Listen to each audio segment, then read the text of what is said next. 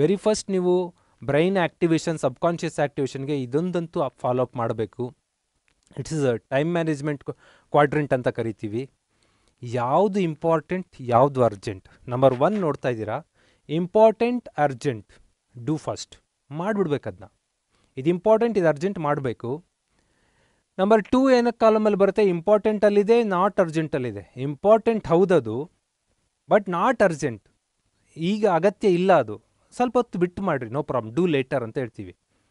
Not important, ಅದು ಇಂಪಾರ್ಟೆಂಟೇ ಅಲ್ಲ, sometime ಅದು ಅರ್ಜೆಂಟಾಗಿ ಮಾಡಬೇಕಾಗ್ತಾ ಇರುತ್ತೆ. ಅದ್ರ ಜೊತೆ ಯೋಚನೆ ಮಾಡಿರಿ, ಮಾಡೋ ಬೇಡೋ, ಡೆಲಿಗೇಟ್ ಮಾಡ್ತೀರಾ.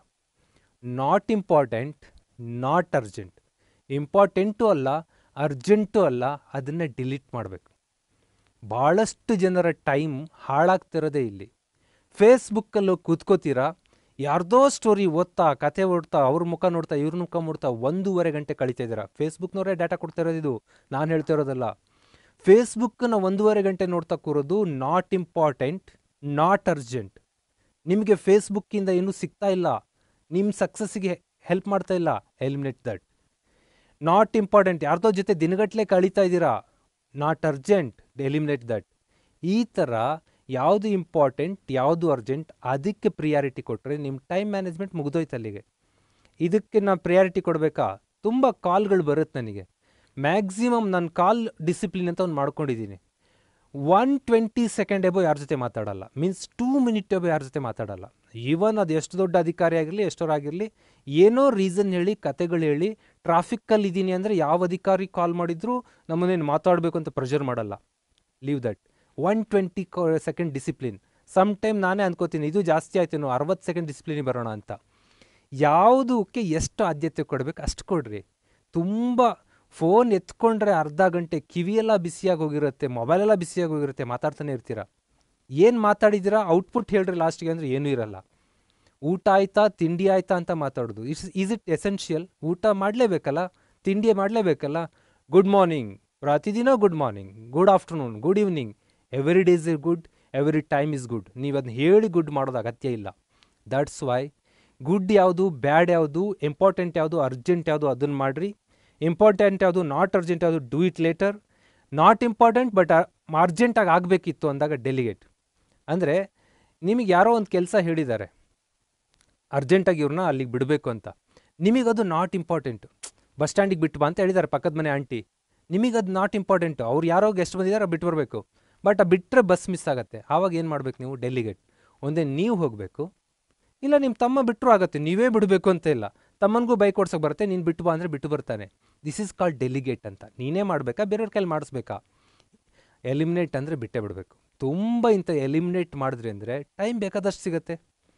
ಇವತ್ತು ಕಾಲೇಜ್ ಶಿಕ್ಷಣ ಇಲಾಖೆಯಲ್ಲಿ ಕೆಲಸ ಮಾಡ್ತೀನಿ, ಸಾಧನದಲ್ಲಿ ವರ್ಕ್ ಮಾಡ್ತೀನಿ, ಇನ್ ಮೈ ಫಿಸಿಕಲ್ ವರ್ಕೌಟ್ಗಳು ಮಾಡ್ಕೋತೀನಿ. ಎಷ್ಟು ಕೆಲಸ ಮಾಡಿದ್ರು ಇನ್ನೂ ಟೈಮ್ ಇರುತ್ತಲ್ಲ ನನಗೆ.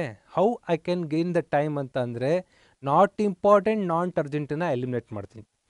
ಹೀಗೆ ಗೇನ್ ಮಾಡ್ಕೊಳ್ಳಿ. ಅಯ್ಯೋ ರಿಲೇಷನ್ಶಿಪ್ ಮ್ಯಾನೇಜ್ಮೆಂಟ್ ಗೊತ್ತಿಲ್ಲ ಈ ಮನುಷ್ಯನಿಗೆ, ಈತ ತುಂಬ ರೊಬೊಟಿಕ್, ನೀವೇನು ಅನ್ಕೋತೀರೋ I don't know. But success ಕಡೆ ಹೋಗಬೇಕಾದ್ರೆ ಇಂಪಾರ್ಟೆಂಟ್, ಅರ್ಜೆಂಟ್ ಕಡೆಗೆ ಮಾತ್ರ ಪ್ರಿಯಾರಿಟಿ ಕೊಡ್ತಾ ಬನ್ನಿ.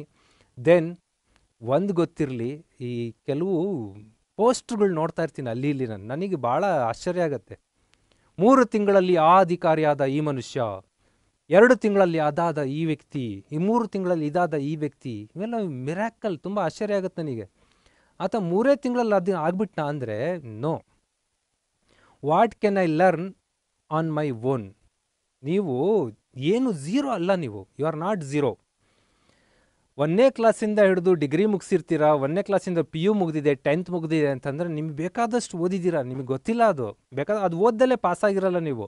ಏನೇ ಇನ್ಫ್ಲುಯೆನ್ಸ್ ಇರ್ಬೋದು, ಒಂದಷ್ಟಂತೂ ಕಲ್ತಿದ್ದೀರಾ. ಆ ಕಲ್ತಿದ್ದ ಕಾರಣಕ್ಕೆ ಇಲ್ಲಿಗೆ ಬಂದಿರ್ತೀರ ನೀವು. You are not zero. ನೀವು ಸ್ವಲ್ಪ ಪ್ರಯತ್ನ ಮಾಡಿಕೊಂಡ್ರೆ ಒಂದು ಝೋನ್ ಕ್ರಿಯೇಟ್ ಮಾಡ್ಕೋತೀರಾ, ಇಷ್ಟು ನನಗೆ ಅರ್ಥ ಆಯಿತು ಅಂತ. ಅದರ ಆಚೆಗೆ ಇನ್ನೂ ಸ್ವಲ್ಪ ಅಂದರೆ PCPSI ಎಕ್ಸಾಮ್ಗೆ 60 ಮಾರ್ಕ್ಸ್ ನಿಮ್ಮ ಕೈಲಿ ತೆಗಿಯೋಕೆ ಆಗ್ತಾಯಿದೆ ಆಲ್ರೆಡಿ. ಇನ್ನೊಂದು ಸ್ವಲ್ಪ ಬರ್ತಾ ಇಲ್ಲ, 75-80 ಬಂದರೆ ನೀವು ಸಕ್ಸಸ್. ಅಂದರೆ 3 ಭಾಗ ನೀವು ರೀಚ್ ಆಗ್ತಾ ಇದ್ದೀರಾ, 60 ಮಾರ್ಕ್ಸ್ ನೀವು ತೆಗಿತಾ ಇದ್ದೀರಾ. ಬೇಕಿರೋದಿನ್ನು 20 ಮಾರ್ಕ್ಸ್ ಮಾತ್ರ. ಆ ಜಾಗನ ನಾನು ನೆಕ್ಸ್ಟ್ ಝೋನ್ ತಗೋತೀನಿ. ZPD ಅಂತ ಕರಿತೀವಿ, ಝೋನ್ ಆಫ್ ಪ್ರಾಕ್ಸಿಮಲ್ ಡೆವಲಪ್ಮೆಂಟ್ ಅಂತ. ಅದನ್ನು ನೀವೊಬ್ಬರೇ ಸ್ವಂತ ಕಲಿಯೋಕ್ಕಾಗಲ್ಲ. ನಾಲೆಡ್ಜಬಲ್ ಅದರ್ಸ್ ಅಥವಾ ಟೆಕ್ನಾಲಜಿ ಆ್ಯಂಡ್ ಟೂಲ್ಸ್. ಸ್ವಲ್ಪ ನಿಮಗಿಂತ ಹೆಚ್ಚು ತಿಳಿದವರ ಹೆಲ್ಪ್ ತೊಗೊಳ್ರಿ, ಟೆಕ್ನಾಲಜಿಯ ಹೆಲ್ಪ್ ತೊಗೊಳ್ರಿ ಅಥವಾ ಟೂಲ್ಸ್. ನೀವು ಒಬ್ಬರೇ ಕಲಿಯೋಕ್ಕಾಗಲ್ಲ ಅಂದಾಗ ಯೂಟ್ಯೂಬ್ ನೋಡಿ ಕಲ್ತ್ಕೊಳ್ರಿ, ಅಥವಾ ಯಾವುದೋ ಒಂದು ಕೋರ್ಸ್ ಜಾಯ್ನ್ ಆಗಿ ಕಲ್ತ್ಕೊಳ್ರಿ, ಅಥವಾ ಇದನ್ನು ಹೇಗೆ ಗೇನ್ ಮಾಡಬೇಕು ಅಂತ ತಿಳ್ಕೊಂಡು ಕಲ್ತ್ಕೊಳ್ರಿ, ಅಥವಾ ಯಾರಾದರೂ ಸರಿಯಾದ ಗುರು ಹತ್ರ ಹೋಗಿ ಹೇಳ್ಕೊಡಪ್ಪ ಇದಂತ ಕೈಕಟ್ಟು ನಿಂತ್ಕೊಂಡ್ಬಿಡ್ರಿ, ಹೇಳ್ಕೊಟ್ಬಿಡ್ತಾರೆ. ಆ ಜಾಗ ಡೆವಲಪ್ ಮಾಡ್ಕೊಳ್ರಿ. ನಾವು ಮಾಡ್ತಾ ಇರೋದು ಏನು ಸರ್, ಸಾಧನಾ ಅಕಾಡೆಮಿಯಲ್ಲಿ ಒಂದು ಕಡೆಯಿಂದ ಪಾಠ ಮಾಡ್ತಾ ಇಲ್ಲ. ಯಾಕೆ ಮಾಡಬೇಕು ಒಂದು ಕಡೆಯಿಂದ ಪಾಠ? You already know blue zone, ನಿಮಗೆ ಗೊತ್ತಿದೆ. ನಿಮಗೆ ಬೇಕಾಗಿರೋದು ZPD, zone of proximal development. ನಿಮ್ಮ ಹತ್ತಿರ ಗೊತ್ತಿರೋ ವಲಯ ಮಾತ್ರ ಡೆವಲಪ್ ಮಾಡ್ಕೊಂಡ್ರೆ ಸಾಕು. ಅಷ್ಟು ಡೆವಲಪ್ ಮಾಡ್ಕೊಂಡ್ರೆ ನೀವು ಗೆದ್ದುಬಿಟ್ಟಿರ್ತೀರ. ಅಷ್ಟು ಮಾತ್ರ ಕಲಿಸ್ಬೇಕು. ಅದು ಬಿಟ್ಕೊಂಡು ನಿಮಗೆ ಕರ್ನಾಟಕವು ಭಾರತದಲ್ಲಿನ ಒಂದು ರಾಜ್ಯವಾಗಿದೆ, ಇದು 28 ರಾಜ್ಯಗಳಲ್ಲಿ ಇದು ಒಂದಾಗಿದೆ, ಇದನ್ನೆಲ್ಲ ನಾನು ನೋಟ್ಸ್ ಬರ್ಸ್ತಾ ಕೂತ್ಕೋಬೇಕಾ? Not necessary. ಅದೆಲ್ಲ ನಿಮಗೆ ಗೊತ್ತಿರುತ್ತೆ. Which one you can't understand, ನಿಮ್ಗೇನು ಗೊತ್ತಾಗಲ್ವಾ ಅದನ್ನು ವಿಸ್ತರಿಸಿ ಹೇಳಬೇಕಾದ ಕೆಲಸ ಎಜುಕೇಟರ್ಗಳು ಮಾಡಬೇಕು. That is proximal development zone ಅಂತೀವಿ. ಅದನ್ನು ಡೆವಲಪ್ ಮಾಡಿಬಿಟ್ರೆ ನೀವು ವಿನ್ ಆದ್ರಿ. ಕೆಲವೊಬ್ಬರು ಏನು ಮಾಡ್ತೀರಾ ಅಂದರೆ ಬಿಯಾಂಡ್ ದ ರೀಚ್ಗೆ ಹೋಗ್ಬಿಡ್ತೀರಾ. ಬಿಯಾಂಡ್ ದ ರೀಚ್ ಅಂತ ಅಂದರೆ ಸಾಕ್ರಪ್ಪ ಒಂದಿಷ್ಟು ಸಂವಿಧಾನ ಓದ್ಕೊಳ್ರು ಅಂತ ಅಂದರೆ ದುರ್ಗಾದಾಸ್ ಬರ್ಸೋರ ಸಂವಿಧಾನ, ಸುಪ್ರೀಂ ಕೋರ್ಟ್ ತೀರ್ಪುಗಳು, ಎವ್ರಿಥಿಂಗ್ ಓದ್ತಾ ಓದ್ತಾ ಓದ್ತಾ ಕೂತ್ಕೋತೀರಾ. ಬೇರೆ ಎಲ್ಲ ಸಬ್ಜೆಕ್ಟು ಅಡ್ಡ ಮಲ್ಕೊಂಡಿರ್ತವೆ. ಆಟೋಮೆಟಿಕ್ಲಿ ಸೋಲು ಹುಡ್ಕೊಂಬರುತ್ತೆ. ನಿಮಗೆ ಬೇಡದ ಝೋನನ್ನು ಕಲಿಯೋದು ಬೇಕಾಗಿಲ್ಲ. ನಾನು ಕೋಡಿಂಗ್ ಕಲಿತೀನಿ, ಕಾಂಪಿಟೇಟಿವ್ ಎಕ್ಸಾಮ್ಗೆ ಅಪ್ಲಿಕೇಶನ್ ಹಾಕಿದ್ದೀರಾ, ಅಲ್ಲಿ ಕೋಡಿಂಗ್ ಕಲಿತೀವಿ ಅಂತ ಹೋಗ್ತಾ ಇದ್ದೀರಾ. ಇಲ್ಲಿ PSIಗೆ ಅಪ್ಲಿಕೇಶನ್ ಹಾಕಿದ್ದೀರಾ, ನಾನು ಯೂಟ್ಯೂಬರ್ ಆಗ್ತೀನಿ ಅಂತ ಇನ್ನೊಂದು ಕಡೆ ಹೋಗ್ತಿರ್ತೀರ. ಎಲ್ಲಿ ಸಕ್ಸಸ್ ಕಾಣಬೇಕು? ಬಿಯಾಂಡ್ ದ ರೀಚ್ ಇರುತ್ತೆ. ಕೆಲವೊಂದು ನಮ್ಮ ಕೈಲಿ ರೀಚ್ ಆಗೋಕ್ಕಾಗಲ್ಲ. ಅದನ್ನು ರೀಚ್ ಆಗೋದು ಬೇಕಾಗೂ ಇಲ್ಲ. ಕೋಡಿಂಗ್ ನಾನು ಕಲಿಯೋದು ಬೇಕಾಗಿಲ್ಲ. ನಾನು ಪೇ ಮಾಡ್ತೀನಿ, ಕೋಡಿಂಗ್ ಮಾಡಿಸ್ತೀನಿ, ಆ್ಯಪ್ ಡೆವಲಪ್ ಆಗ್ತಾ ಇರುತ್ತೆ. ನಿಮ್ಮ ಕೈಗೆ ಸಿಗದೇ ಇರೋದನ್ನು ನೀವು ಟೈಮ್ ವೇಸ್ಟ್ ಮಾಡ್ತಾ ಹೋಗಬೇಡಿ. Beyond your reach. ಯಾರೋ ಒಬ್ಬ ಚೆನ್ನಾಗಿ ಫೋಟೋ ಹೊಡೆದ, ನೀವು ಫೋಟೋಗ್ರಾಫರ್ ಆಗಬೇಕು ಅಂತ ನೀವು ಸ್ಟೈಲಿಶಾಗಿ ಫೋಟೋಗ್ರಾಫರ್ ಆಗೋದಕ್ಕೆ ಹೊರಟ್ಬಿಡ್ತೀರಾ. Not necessary. ನಿಮ್ಮ ರೀಚ್ನ ಆಚೆಗಿರೋ ಝೋನ್ಗೆ ರೀಚ್ ಆಗೋದು ಬೇಡ. ಸಕ್ಸಸ್ ಇರೋದು ಎರಡೇ ಜಾಗ. ಈಗ ಆಲ್ರೆಡಿ ನಿಮಗೆ ಗೊತ್ತಿರೋ ಜಾಗ, ಆ ಗೊತ್ತಿರೋ ಜಾಗನ ನೀವು ಒಬ್ಬರೇ ಕಲ್ತಿದ್ದೀರಿ ಅಂತ ಅಲ್ಲ, 1ನೇ ಕ್ಲಾಸಿಂದ ಮೇಸ್ಟ್ರುಗಳೆಲ್ಲ ಕಲ್ಸ್ಕೊಂಡು ಬಂದಿದ್ದಾರೆ. ಯಾವಾಗಲೂ ಯಾರೋ ಒಬ್ಬ ನನಗೆ ಗುರು ಈತನಿಂದ ನಾನು ಇದಾಗ್ಬಿಟ್ಟೆ, ನೋ. ಈ ಕೋಚಿಂಗ್ ಸೆಂಟ್ರಿಂದ ಇದಾಗ್ಬಿಟ್ಟೆ, ನೋ. ಈ ಯೂಟ್ಯೂಬ್ ಚಾನಲ್ ಇದಾಗ್ಬಿಟ್ಟೆ, ನೋ. ಯಾವ ಒಬ್ಬನು ನಿಮಗೇನು ಮಾಡೋಕ್ಕಾಗಿರಲ್ಲ. ಅದ್ರ ಹಿಂದೆ 10 ಶಿಕ್ಷಕರ ಶ್ರಮ ಇರುತ್ತೆ. ರೆಸ್ಪೆಕ್ಟ್ ಟು ದೇರ್ ವರ್ಕ್, ಅವ್ರದ್ದು ಕೆಲಸ ಇರುತ್ತೆ. ZPD ಡೆವಲಪ್ ಮಾಡ್ಕೊಳ್ಳಿ, ಆಟೋಮೆಟಿಕ್ಲಿ ಸಕ್ಸಸ್ ಬರುತ್ತೆ.